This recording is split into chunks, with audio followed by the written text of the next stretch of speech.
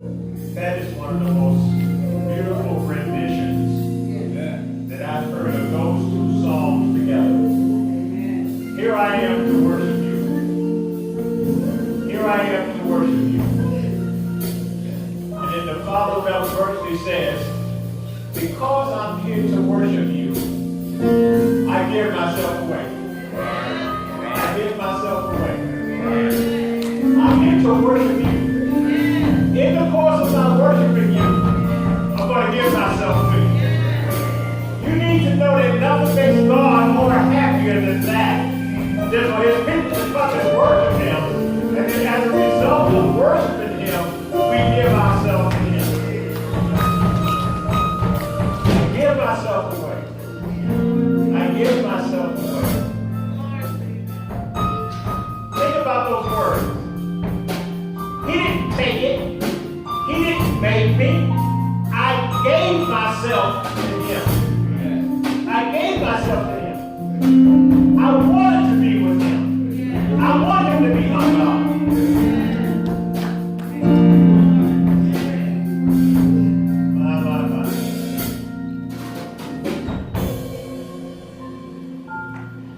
Our message is entitled The Ambience of Worship. The Ambience of worship. Now, if that's too big of a word for you, then we'll break it down and say the atmosphere of worship. Being in a place where I can worship my God. The psalm that was read is one of the best known and most loved psalms. It's a hymn of giving thanks and invites the whole world to come to God's temple in Jerusalem. And to enter its sacred space with, look at this, unbridled joy and hearts filled with gratitude. Unbridled joy.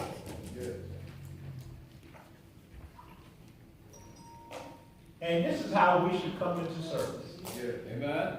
Do you know that? We should come in service already excited about what God is going to do because of what God has already done.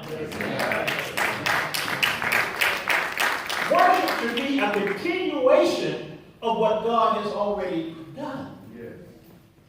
It is very much like when the Braves won the World Series.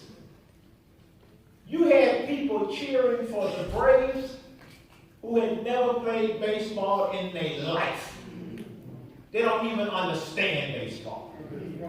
But there was such a frenzy going on about celebration that if you remember, the celebration started downtown and went out to Cobb County where their stadium is. Because anybody who wanted to celebrate the Braves could celebrate the Braves. When we look at the scripture, it says that virtually all the earth is supposed to praise and worship God. Amen. Everybody. You don't need to be of any category. There's no criteria. There's no selection for you to praise and worship God. So therefore, he invites all of us to come in. This psalm gives us the answer as to why we should praise him. It says not only has God created us, which was a gracious act of love in and of itself, but God has made us his own people. God has chosen us. And God loves us. We don't get that enough. We miss that. I get excited every day because I think of all the ones that God could have picked. He picked me. He picked me. Now you need to know that you can't badmouth me. You can't make me feel bad about me because of what you say. Because of God, the creator of the universe, the sustainer of the cosmos, chose me. So therefore, what you say about me ain't none of my business. God has told me I am somebody. Don't need you to endorse me. And don't get it twisted. Now, I'm not being cocky and I'm not being arrogant. I'm being thankful to God because I know who God is.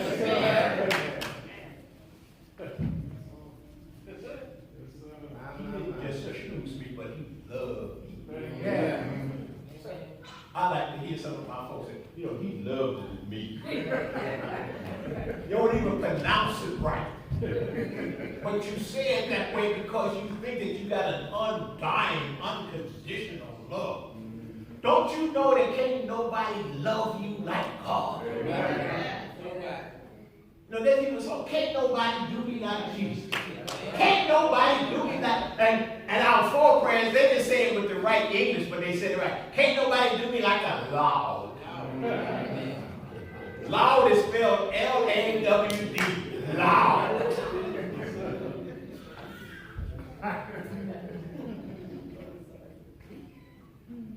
God has not only chosen us, not only has God loved us, but God has cast us in the role of sheep in his pasture. Amen. I don't know about you, but that's something to get excited about. Amen.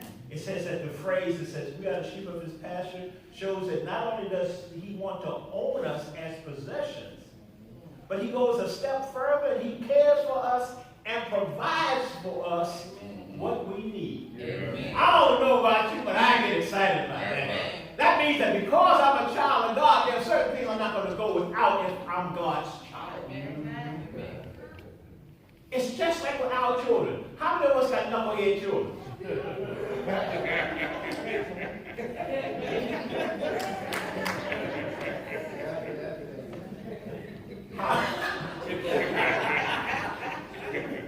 How many children get on your last nerve? Some of us older ones remember a phrase that they would use. They said, I'm so mad at you, I just got you. I don't know if you know what that means.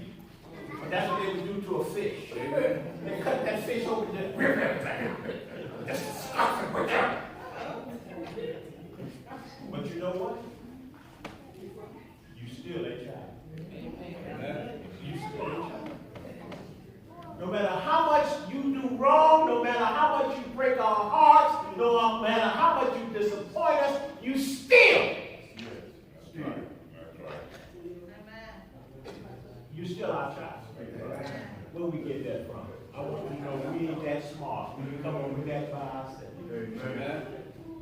That's what God says. Yes. God says, even though your righteousness is as filthy rags, even though all have sinned and come short of the glory of God, God still says, but you a child. Amen.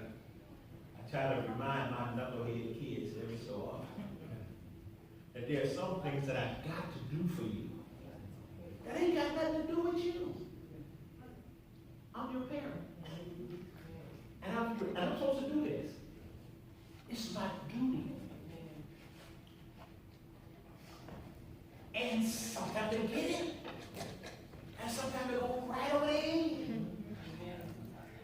But they still my child. God says that we are the sheep of his pasture. Amen. Don't miss this now. He didn't say of a pasture. He said of his. And God takes care of his own. Amen. God provides for his own. God is going to make sure that we have, even if we don't make sure we have, God will bless us and make sure we have it. Amen.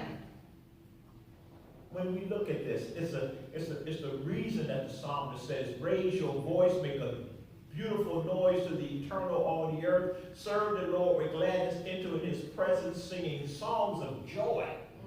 When you come in here, you ought to be excited to walk in God's house. Amen. If there is not one note playing, if Eric never beats that drum, you should still come in, as the song says, riding high. You need to be riding high because you went through one hellish week. You went through a week when you wanted to kill somebody or kill something. Or somebody wanted to kill you.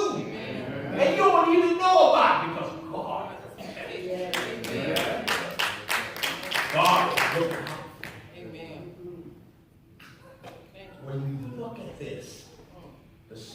is saying that God is great and He's holy. And we should gather to worship Him and praise His name with gladness and joy. When you come in here, you can be depressed, you can be confused, you can have all kind of bad feelings when you come in here. But when you go out, you ought to be different. Amen. You ought to be different.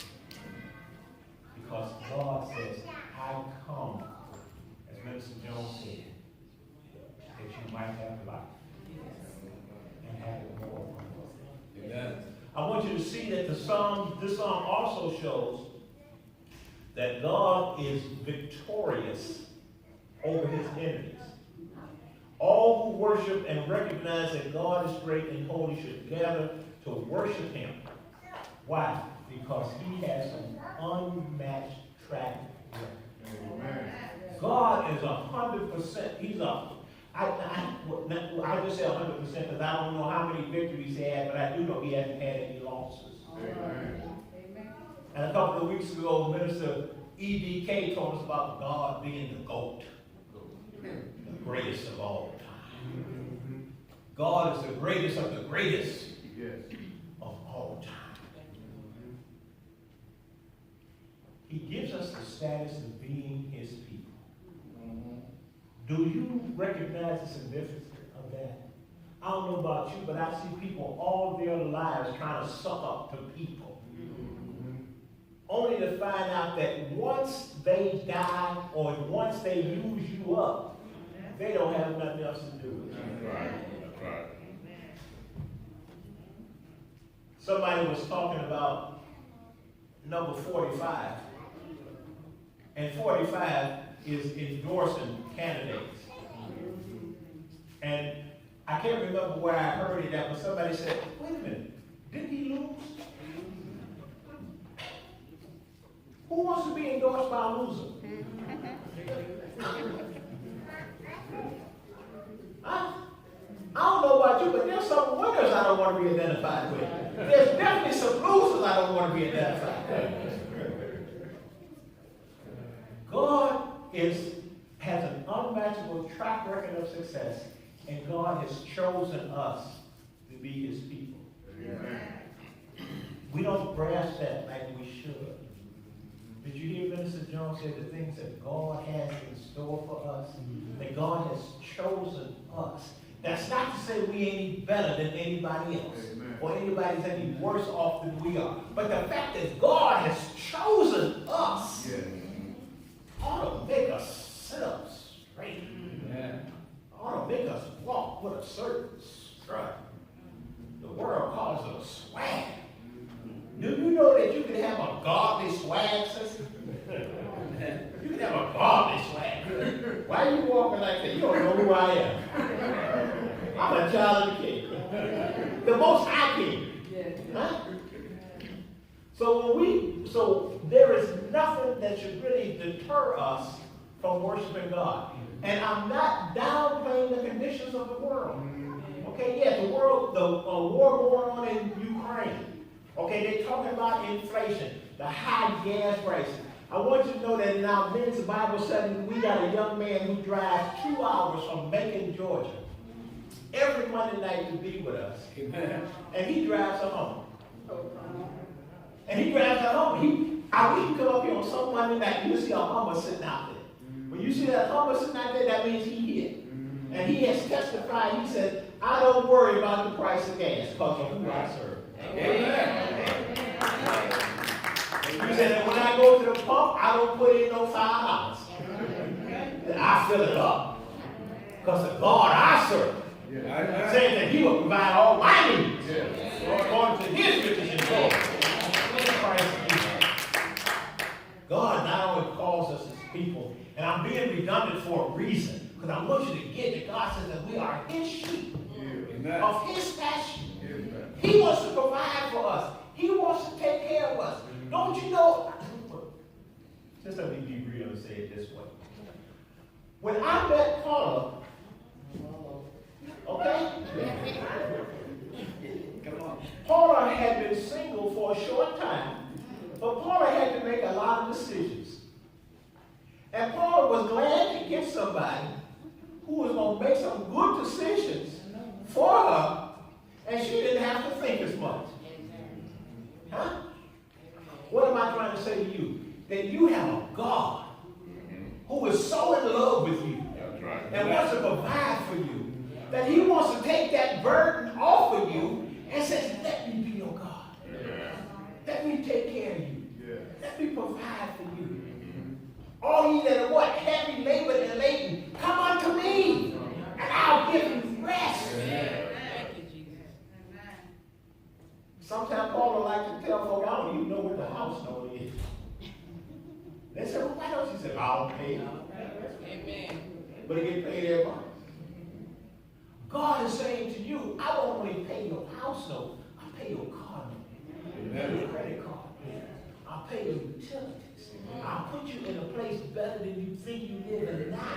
You won't have to catch hard if you trust me. I'll put you in a nice field. God says, I'll regulate your heart. I'll fix your mind. You won't be confused. That's what it means when he says that the sheep of his pasture.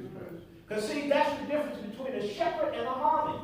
A shepherd takes care of the sheep. Amen. The shepherd makes sure that the sheep don't need nothing. Amen. As a matter of fact, sometimes the shepherd will go without to ensure that the sheep have. Yeah. I want you to know that we serve a God who doesn't have to go without. Because he's abundance. Amen. He's got everything. Amen. And the reason he's got it is because he wants to give it to us. Amen. Our problem is we won't be in a position to receive it.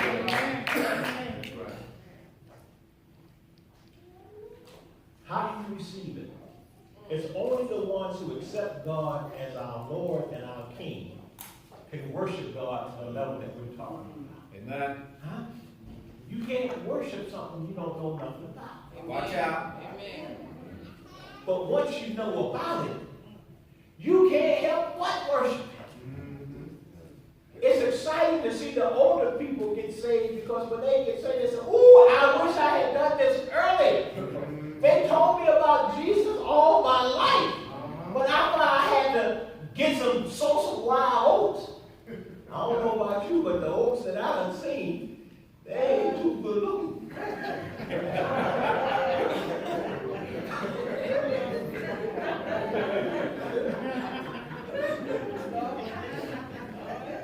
That's one of the reasons that I'm spending my latter days trying to tell young folk, look, don't be as stupid as some other people were. Okay?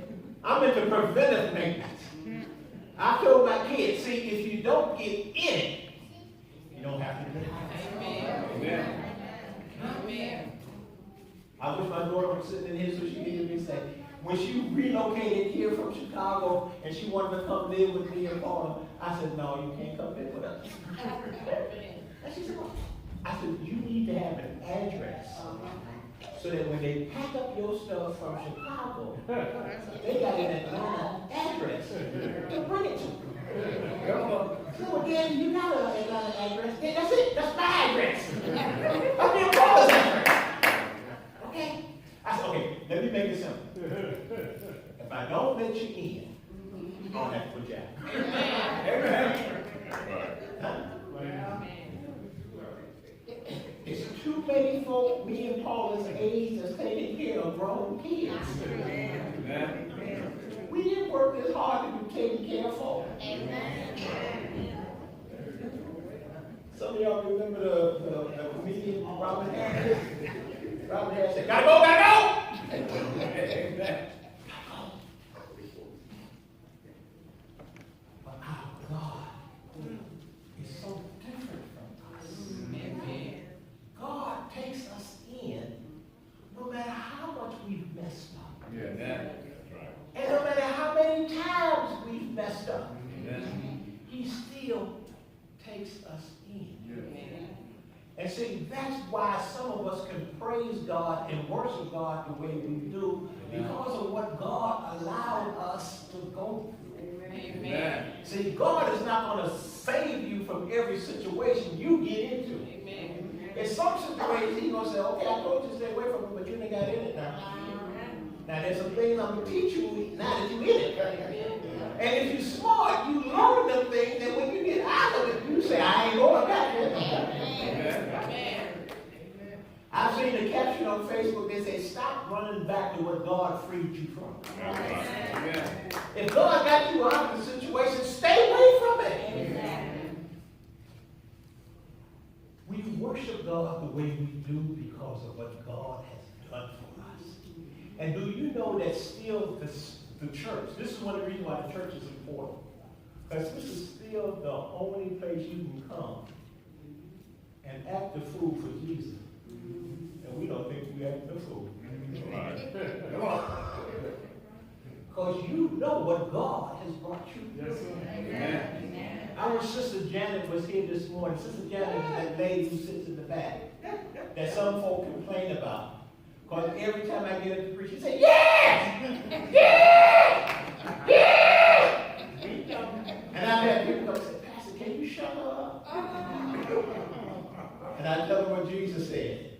If she shut up, the rocks will cry. Amen. You don't know what she's been through. You don't know what God's done for her. You don't know her story. You don't know her journey. You don't know the reason that you cry out like that. The reason you don't cry out like that is you're still in your mess. Amen. You won't let God get you out. You have too much fun being in it. Amen. So let me tell y'all up front now. Don't ask me to tell her to shut up. Amen. Right? They make a joyful noise. It might irritate you, but you need to know it blesses God. Amen. God said, I got one. Who ain't ashamed of me. She'll talk about me anyway. Amen. And this same lady come through the food distribution line on the Tuesday that we do it, and I want you to know she's just as loud. She's just as loud. This is the place where you come to praise God. Amen. I try to tell people all the time, when you go through difficulty, when you go through what you think is hell, that is not the time for you to stay away from church. Amen. That is the time that you need to be. If church started at 10:30, you need to be here at 10:15. Because God is saying, I got you. Amen. I know what you're going through. Amen. I know what you're going through better than you know what you're going through. God said, I know what it is to be hurt. He said, I know what it is to lose someone. We oftentimes don't realize that when we lose someone, we think that that's the most awful thing in the world. And if you do, God says, I know what you're feeling. I lost my son. I sent my son to live for some people, and they killed him. They killed him. I sent him to save them, and he had to save them by giving up his life. I know what it feels like to hurt. I know what it feels like to cry. I know what it feels like to have people lie on you. I know what it feels like to have people disappoint you. He said, that's why you need to come to me. Because when you're in that position, I want you to know that God just, well, first of all, God is an ultimate prodigal father. Amen. He sees us coming from afar. Amen. And God is standing there watching us. And we don't even see it, but God breaks out and he runs for us. Amen. And when he gets us, then he hugs us. Amen. And he says, I know you hurt. But I can stop the hurt. Amen. I can heal the hurt. I can wipe your tears. I can dry your eyes. I can sit with you. How many of you know that there's a difference between being lonely and being alone? Amen. God said, I can make it so that you ain't never lonely. Amen. I'll be with you. And if you need somebody to be with you, God said, I'll send you somebody. Amen. And the one that God sends you is better than the one you could have picked out. Because he loves us. I want you to know that God is still good to gather all his believers for times of celebration when we are to express our thanksgiving and praise for the blessing that God is to us. My brothers and sisters, just look around and you see how blessed you are. You think you got it bad until you see somebody else. Amen. It's like the man who said that he cried because he didn't have no shoes until he saw the man who didn't have no feet. And he said, well, at least if somebody gave me some shoes, I got feet to put them on. The man who ain't got no feet, he don't need no shoes. We need to remember how good God is. I struggle with preachers who put that in their sermons just as what I call a filler. God is good all the time, and all the time, God is good. If you don't know what that means, don't say it. Don't say it. Because see, I don't need you to remind me that God is good. And I don't need you to tell me that He's good all the time. And I don't need to say it to you, know it, because I ain't talking to you. Talking to God. We should understand that God is good, and the reason that God is good, there's no evil in God. Amen. Did you hear me? I didn't say He had good. I said there is no evil in God. None whatsoever. And everything He does is very good. Go all the way back to Genesis. God created everything God created. What did God say? Even when He created us and knew what we were going to become. Amen. He said, it's good. Another reason that we need to be praising and worshiping God is because God's love endures forever. We don't even have a concept of forever. We don't even know what forever is. The closest that we can get to eternity is to take the highest number you can think of, multiply it by the highest number you can think of, and you ain't even close when we talk about eternity. Amen. You're telling me that God's love lasts that long. And not only that, but God's love is beyond our comprehension. Amen. I don't expect you to understand. And don't take it personal. But you ain't that smart. Our mind can't conceive how good God's love is. Amen. And what it covers. See, life has taught us limitations. Life has taught us conditions. So we have a problem when we come in contact with a God who is limitless. Amen. Who is unconditional. Amen. Who does not change. Yes.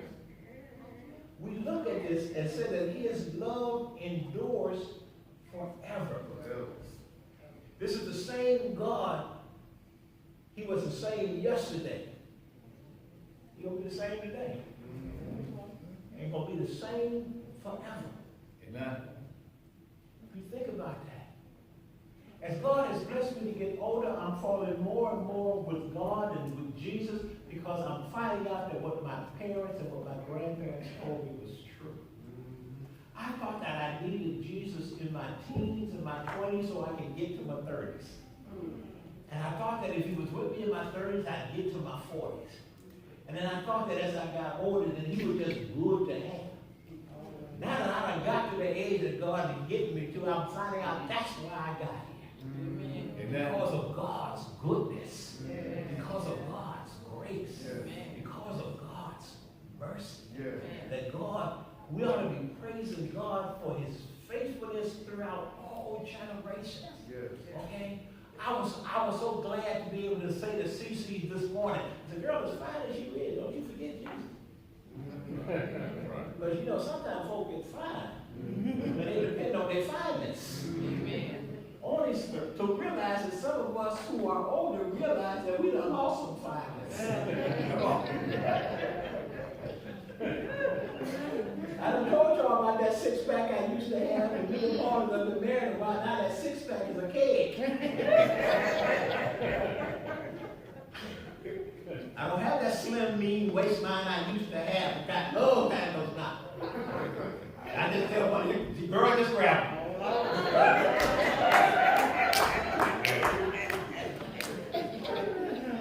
Was going through my closet the other day and came across some pants. I ain't gonna never be no 36 no more. That's about to go ahead and put them in the Goodwill bag. There's a 36 waist out there that need these pants. They ain't getting around this no more. Brother got too much girth. But God says, but you're still mine. That's right. I still love you. That's why I praise him like I do. Don't y'all think I praise God just because I'm pastor? I praise him. I'm pastor, yes, but I got a reason to praise him. Amen. And I don't praise him for the reasons you think I do. I went through this last situation as I wrap this up about praising God.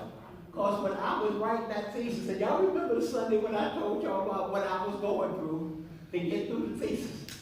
And I had this man who was just hell-bent on not letting me graduate. I don't know what I've done to him. I ain't saying nothing to him. I don't know his mama, his wife, his kids. I don't know nothing about him.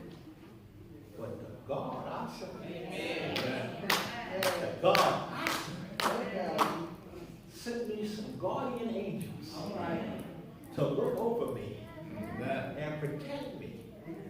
And I want you to know that one of the guardian angels he sent me was a lady who 30 years ago I was her youth pastor.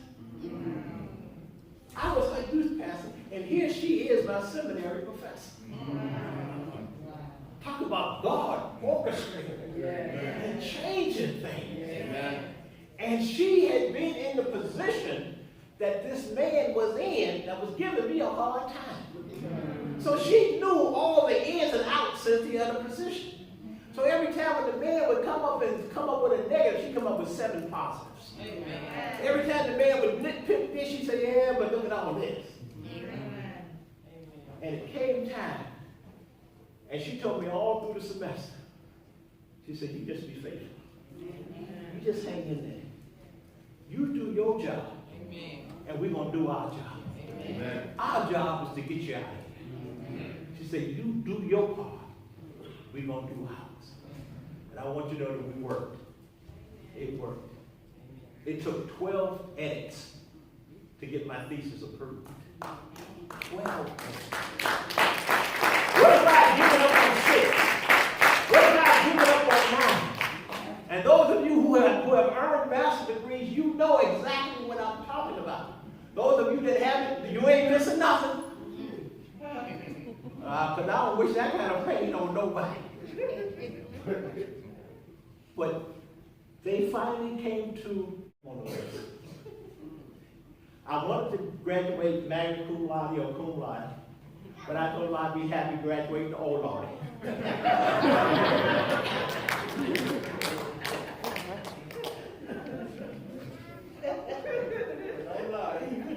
One of my professors says, don't you worry about that. They said, how long have you been pastoring? I told him the number of years. He said, how old are you? I told her how old I was. She said, do you really think it make a difference whether or not you graduate with honors or not? She said, at this point, don't you just want to graduate? I said, oh, Lord.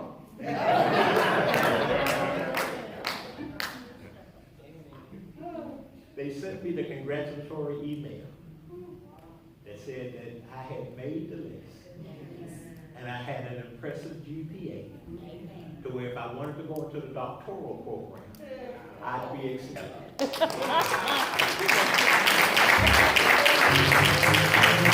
they started talking about doctoral program, I said, can we wait till the swelling go down?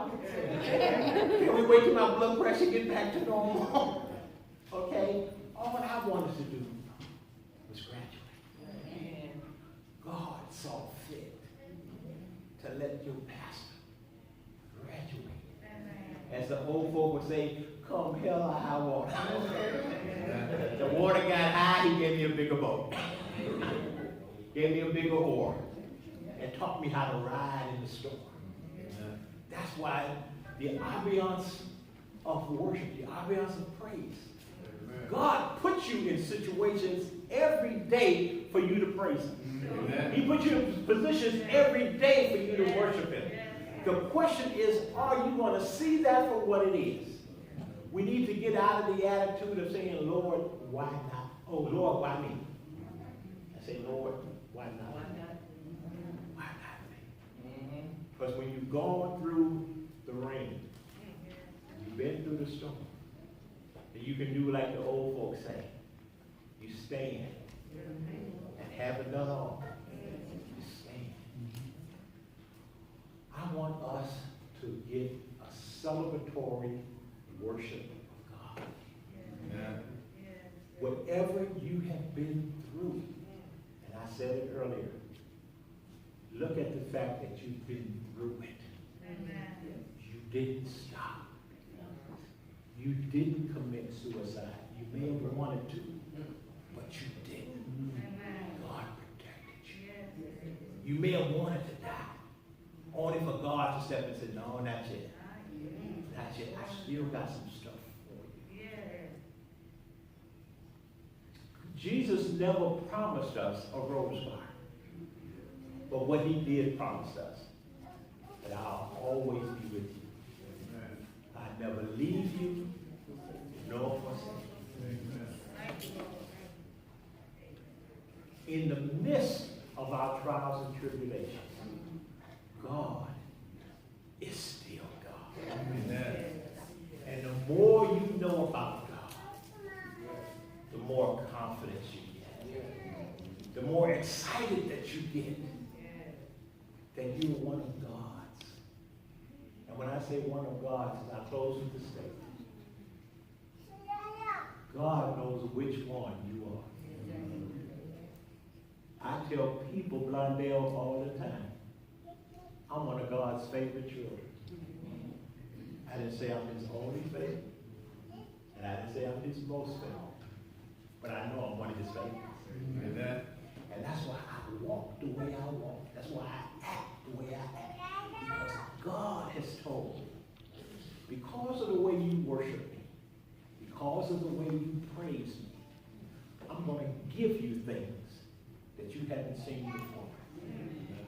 Eyes have not seen, ears have not heard, neither has it even entered into our minds the things that God has in store for us. Dodd-Sterling, as good as it has gotten, it's going to get gooder. I know that ain't a good English word, but you know what I'm saying.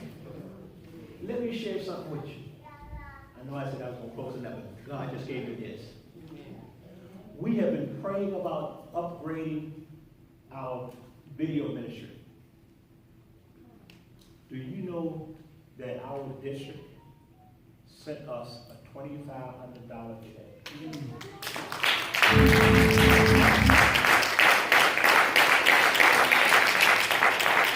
And it's to be used for upgrading our video ministry, our digital ministry.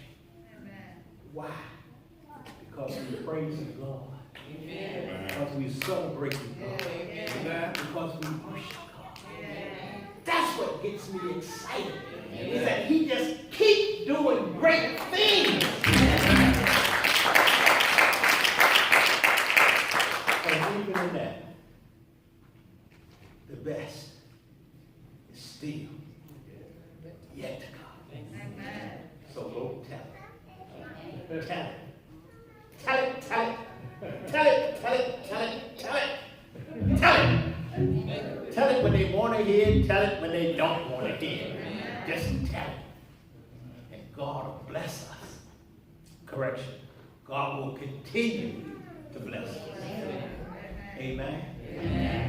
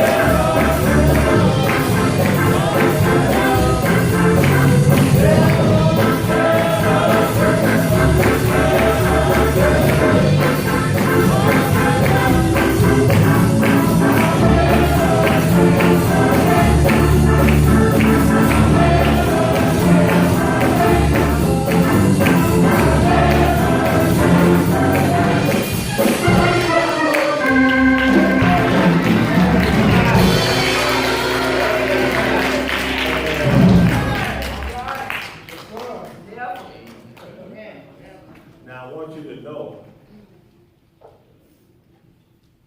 you can't remember something that you never knew. All right. Amen. Come on. Huh? If you didn't know Jesus, then you can't remember Jesus. Amen. And that's where we are now. We want to give you the invitation to know Jesus. Amen. Not to just know of him, but to know him. To get that close, intimate relationship with Jesus. So you see, you really can't praise him and worship him the way that I talked about earlier without knowing him. Amen. The wonderful thing about that is that you need to know he wants you to know him. Amen. Huh? You know, there are some people who spend their time being secretive, and they're quiet people, and they're deep people, and they're silent people. Jesus said, I want you to know me. Amen. I want you to know me so well, I'm willing to come get you. Amen. And that's what he did. When God sent him from heaven, he came and lived on earth. He came and got us. And then he told his disciples, I have to leave. But I have to leave so I can send you the Comforter. See, Jesus said, see, when I was with you, then I was with you. But when I send the Comforter will be in you. Amen. In you. So that means that there's no place you go that you don't have Jesus. Amen. Now, if you don't have Jesus, then you think you got to come to church to get him. But if you got him, then you know you come to church to just get refilled. Amen. See, church is the gas station. Amen. This is where we come and we fill up the tank, we check the tires, we change the oil, we make sure everything's in order. Amen. And then we put the car on the road. Amen. What good does it do you to get all that done to the car and you park it in the garage? The reason you come here is to get charged up. Amen.